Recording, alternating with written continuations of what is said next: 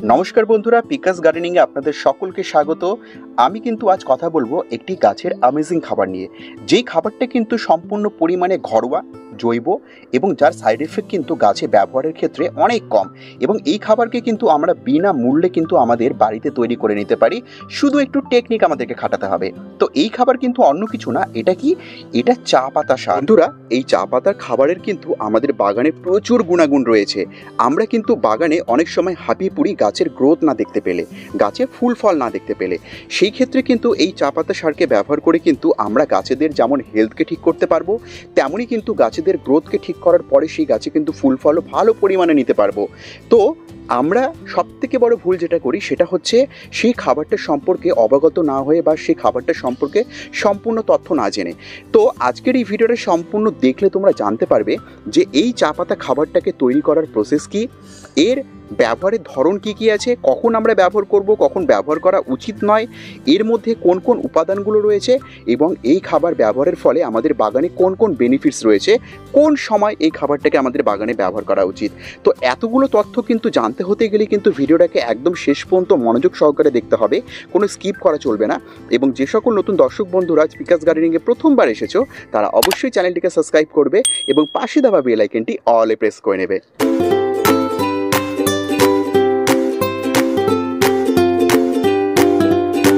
প্রথমে আমরা কথা বলবো কি, যে এই যে চা পাতা সারটা আমরা তৈরি করেছি, এই চা পাতা সারের মধ্যে আমাদের গাছেদের জন্য কোন কোন উপাদান রয়েছে।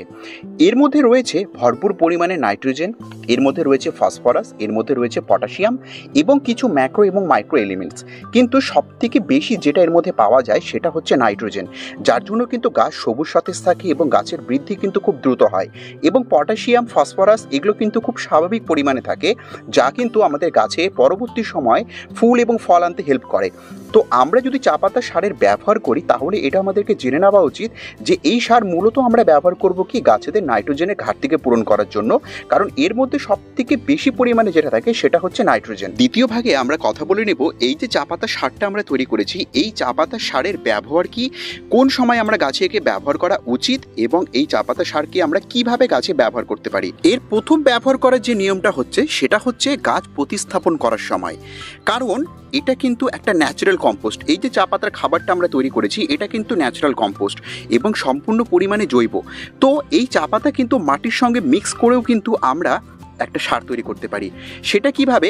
এই যে দেখতে পাচ্ছ মাটিটা, এর মধ্যে যদি আমরা এইভাবে যদি চা পাতা মোটামুটি 2 থেকে 3 চামচ ছড়িয়ে দিই, সেই মাটি হিসাবে আমাদেরকে কোয়ান্টিটিটা মেলাতে হবে। তো আমরা যদি এইভাবে ছড়িয়ে দিয়ে আমাদেরকে কি করতে হবে, এই মাটিটাকে ভালো করে ঘেটে নিতে হবে। এইভাবে নেড়েচেড়ে নিয়ে এই পাত্রটাকে যদি আমরা মোটামুটি কমপক্ষে 30 দিনের জন্য রেখে দিই, তাহলে এই মাটিটা কিন্তু একটা কম্পোস্ট মিডিয়াতে পরিণত হয়ে যাবে। তো কম্পোস্ট মিডিয়া হলে কি হবে, যে এই যে মিডিয়াটা আমরা তৈরি হয়ে যাবে আমাদের কাছে, এই কম্পোস্ট মিডিয়াটা কিন্তু আমরা একটা কম্পোস্ট খাবার হিসেবে নাইট্রোজেনের ঘাটতি পূরণ করার জন্য কিন্তু বাগানের সমস্ত গাছে ব্যবহার করতে পারি। এই চা পাতা সার আমরা সকলে জানি যে এটা নাইট্রোজেন বেসড একটি খাবার। তো এই চা পাতা সার আমরা কখন ব্যবহার করব? আমরা একে ব্যবহার করব গাছের গ্রোয়িং পিরিয়ডে। এই যে দেখতে পাচ্ছ আমার একটা অপরাজিতা গাছ, এটা কিন্তু আমি নতুন প্রতিস্থাপন করেছি। তো এই অপরাজিতা গাছ কিন্তু আমার সম্পূর্ণ পরিমাণে কিন্তু গ্রোয়িং পিরিয়ডে রয়েছে। এখন কিন্তু এই গাছের গ্রোথের টাইম। তো এই গাছের গ্রোথের সময় কি দরকার? নাইট্রোজেন দরকার। তো সেই ক্ষেত্রে আমরা কি করতে পারি, এই খাবারটাকে হাফ চা চামচ করে আমরা এই গ্রোয়িং পিরিয়ডে কিন্তু টবের মাটির মধ্যে মোটামুটি 20 থেকে 25 দিনে একবার করে দিয়ে দিতে পারি।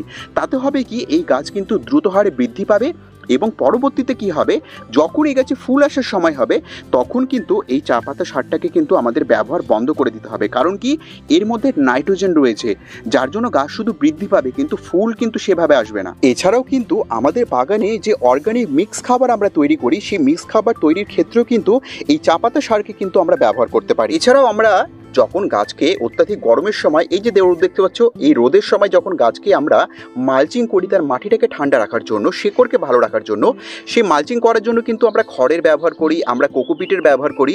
কিন্তু সেগুলোর পরিবর্তে কিন্তু তোমরা কি করতে পারো, তোমরা এই যে চা পাতা সারটা আমাদের আছে, এই চা পাতা সারকে কিন্তু মালচিং করার জন্য কিন্তু টবের গাছে প্রয়োগ করতে পারো। এর বাইরেও যখন কোনো গাছকে প্রতিস্থাপন করার জন্য আমরা মিডিয়া তৈরি করি, আমরা কিন্তু অধিকাংশ সময় কি করি, জল ধারণ ক্ষমতাযুক্ত মিডিয়া তৈরি করি, যেখানে গাছের মাটি একটু ভেজা ভেজা থাকবে, আমাদের গাছে আর্দ্রতা বজায় থাকবে। সেরকম মাটি তৈরি করার জন্য কিন্তু আমরা কোকোপিটের ব্যবহার করে থাকি। কিন্তু কোকোপিটের ব্যবহার ছেড়ে দিয়ে কিন্তু তোমরা এই চা পাতার ব্যবহারও করতে পারো মিডিয়া তৈরির ক্ষেত্রে। এবং আরেকটা জিনিস, এটা অনেকে ভয় পেতে পারো যে এ কি প্রচুর পরিমাণে জল শোক করে রাখে? না, চা পাতা খাবার প্রচুর পরিমাণে জল শোক করে না, এই কারণেই যে এই খাবারটা কিন্তু উর্বর এবং ভুরভুরে। এর মাটিতে ব্যবহার কিন্তু মাটি ভুরভুরে থাকবে, যার জন্য মাটিতে কিন্তু জল আটকে থাকবে না, কিন্তু মাটির মধ্যে একটা কিন্তু ভেজা ভেজা ভাব বজায় থাকবে, যার জন্য কিন্তু গাছ কিন্তু তত্তরিয়ে বড় হবে, গাছের মাটি কিন্তু ঠান্ডা থাকবে, যার জন্য শেকড়ের বৃদ্ধি খুব ভালো হবে। এবার আমরা কথা বলে নেব, এই যে চা পাতার খাবারটা দেখতে পাচ্ছ, এর তৈরি করার প্রসেস কি। এর তৈরি করার প্রসেস কিন্তু খুব সহজ। আমাদেরকে কি করতে হবে, আমাদেরকে বাজার থেকে এইভাবে চা পাতার প্যাকেট কিনে আনতে হবে। একটা, দুটো, তিনটে, চারটে, যতগুলো চাও তোমরা, যত কোয়ান্টিটিতে বানাতে চাও সেভাবে চা পাতার প্যাকেট কিনে নিয়ে এসে আমরা যেভাবে চা তৈরি করি সেভাবেই চা তৈরি করব, কিন্তু আমরা চাটাকে সেবন করব না। এর আগের ভিডিওতে আমি দেখিয়েছিলাম চা পাতার লিকুইড গাছে ব্যবহার করার নিয়ম। সেই লিকুইডটাকে তোমরা গাছে ব্যবহার করবে।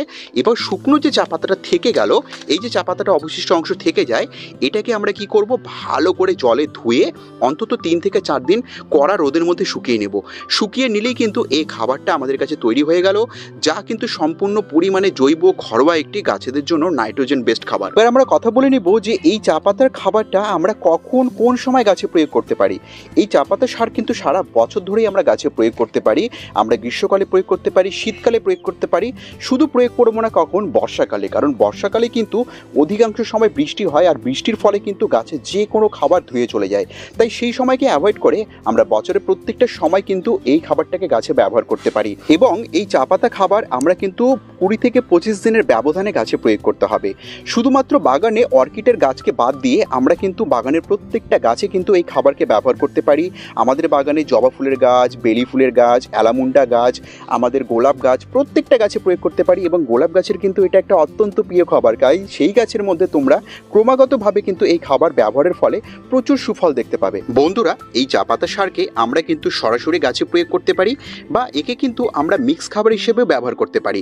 কিন্তু সবথেকে বড় যেটা গুরুত্বপূর্ণ বিষয়, যে এই খাবার ব্যবহার করতে গিয়ে আমাদেরকে কিন্তু কিছু ব্যাপারে সতর্ক থাকতে হবে। যখন একটা গাছের গ্রোয়িং পিরিয়ড থাকে, মানে যখন গাছটাকে আমরা প্রতিস্থাপন করলাম, যখন গাছটা বৃদ্ধি হতে শুরু করে, তখন কিন্তু সেই গাছের নাইট্রোজেন খাবারের প্রয়োজন হয়।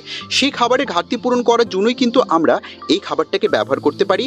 এবং অনেক সময় দেখি বাগানের গাছের পাতা হলুদ হয়ে যাচ্ছে, গাছের পাতার মধ্যে সতেজ ভাব নেই, গাছের বৃদ্ধি হচ্ছে না। সেই সমস্ত কারণের ক্ষেত্রেও কিন্তু আমরা এই খাবারটাকে ব্যবহার করতে পারি, কারণ এর মধ্যে সবথেকে বেশি পরিমাণে রয়েছে নাইট্রোজেন, যা গাছকে কিন্তু স্বাভাবিকভাবে বৃদ্ধি করতে সাহায্য করে। কিন্তু যখন গাছের গ্রো হয়ে যাবে, যখন গাছে ফুল আসতে শুরু করবে, যেমন দেখতে পাচ্ছ আমার গাছের মধ্যে ফুলের কুঁড়ি আসতে শুরু করেছে, এমন অবস্থায় কিন্তু গাছে আমাদের নাইট্রোজেন বেসড খাবার প্রয়োগ করলে হবে না। তখন কি করতে হবে, আমাদের গাছের বিভিন্ন স্টেজে কিন্তু বিভিন্ন রকমের খাবার প্রয়োগ করতে হয়। ফ্লাওয়ার নেওয়ার জন্য কিন্তু আমাদেরকে পটাশ সমৃদ্ধ খাবার প্রয়োগ করতে হবে। তাই তখন কিন্তু আমরা এই খাবারকে অ্যাভয়েড করব।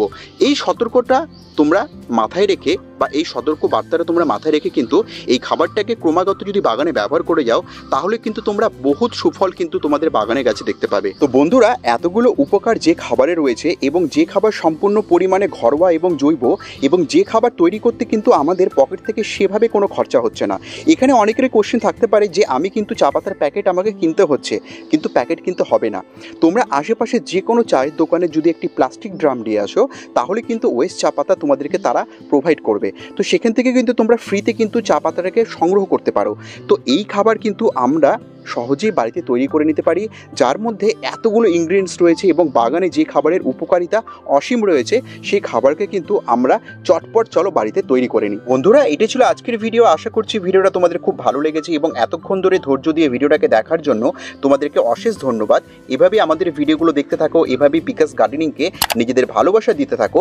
দেখা হবে পরবর্তী ভিডিওতে এরকম আরও নানান ইনফরমেশন নিয়ে, এরকম আরও নানান গুরুত্বপূর্ণ টিপস এবং ট্রিক্স নিয়ে। কিন্তু ততক্ষণের জন্য আমার প্রত্যেকটা দর্শক বন্ধুকে আমি এখানেই জানাচ্ছি আজকের মতো নমস্কার।